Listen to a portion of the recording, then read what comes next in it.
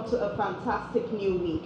I hope that you've had some rest somehow, but today we're going to be talking very quickly about wearing your own shoes. Wear your own shoes. What does that make you think of? It automatically makes you think about wearing somebody else's shoe. That's what happens when I say wear your own shoes. Now, when we're having this conversation today, because for some reason, everybody is so aspirational, which is good, but we often aspire to be somebody else, to do something just like XYZ, to be just like Lagbaja, and it shouldn't be. Wear your own shoes. Now, in career or in different endeavors that we, are involved with, and somebody gets a promotion or something, and we often hear the person left big shoes for me to fill. And while that may look like a compliment to the person who has just left that or vacated that position for us to fill, it's actually shortchanging ourselves. You're putting an undue, unnecessary pressure on yourself to fill somebody else's shoes. You came with your own shoes. And if you didn't come with your own shoes, you will get the shoes that fit you and not wear shoes bigger or too small for you. Because guess what? People that even wear the same size shoes have different feet structures. Some have high arches, some have flat feet, some have midway. So that you're even wearing the same size shoes doesn't mean that the fit would be right. Now, when we go ahead and we're wearing shoes of trying to fill shoes that are not ours to fill, what happens is that we put an undue amount of pressure on ourselves, making ourselves wonder if we can do it, making ourselves actually push out negative energy, because negative energy can be likened within this context to be nervousness, fear. You are agitated because you are concerned about filling somebody's shoes or gaps that they have learned. Now, each and every one of us are different in our own regards.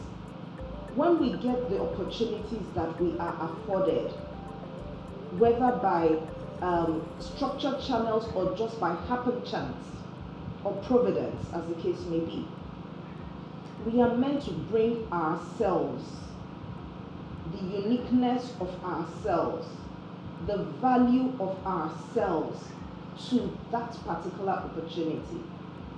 Yes, we would remember values that we have picked from people who have gone ahead of us, but not to now make us become a carbon copy of them. No, because we can't even be, even if we tried. Everybody has unique fingerprints.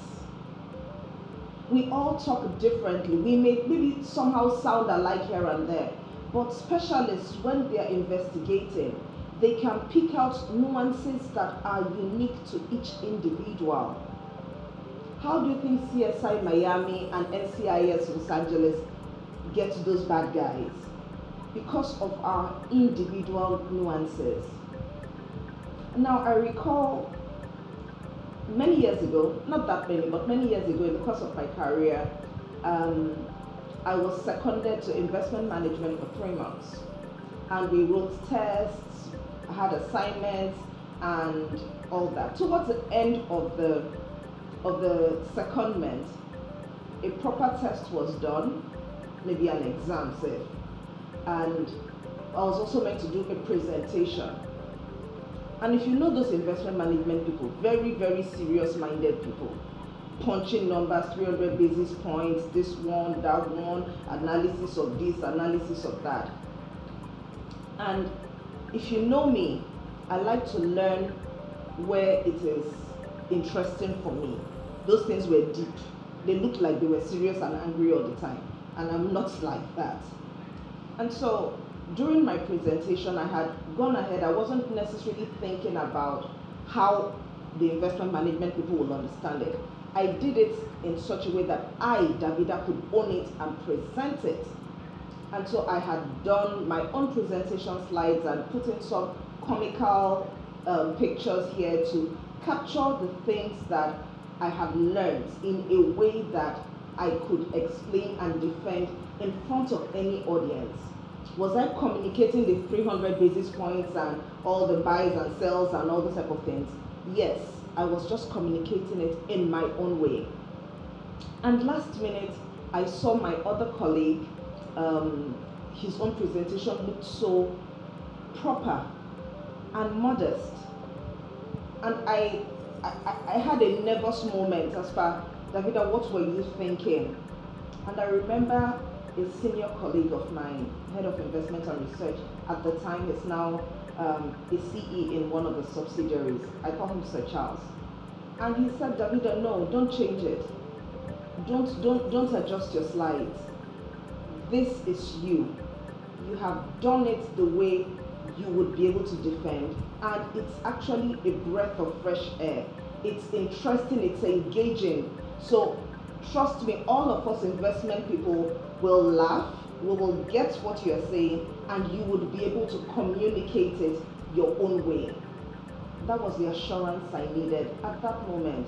He gave me the permission to be me in an environment that was not my ideal fit for purpose environment. What did he do? He allowed me wear my own shoes. In fact, he encouraged me to wear my own shoes. Needless to say, I passed with flying colors. And that's what happens when each of us when we all wear our respective shoes.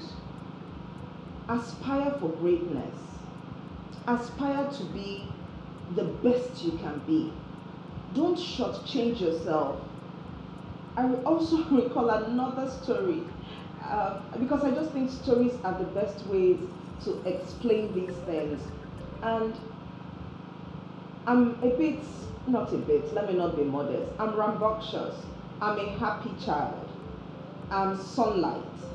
Now, in the midst of everything, I'm also very serious-minded. But can we just be happy while going through life? Let's not be so serious. Nobody's getting out of this life alive anyway, so let's just be happy.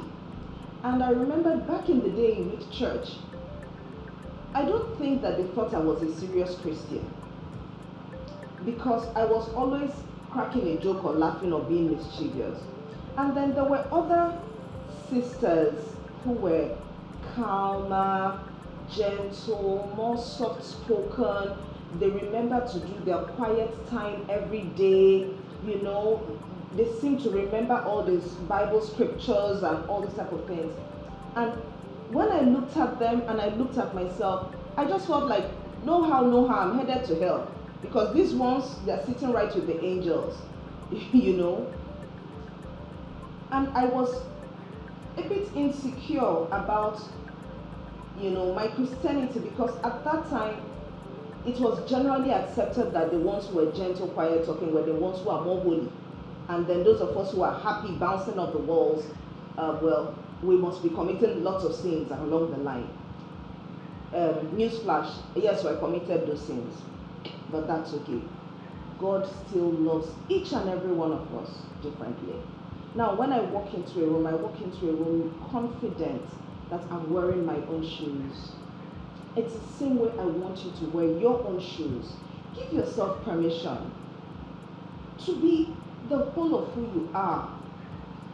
Better, improving, encouraging, positive in who you are. You see these two pens here?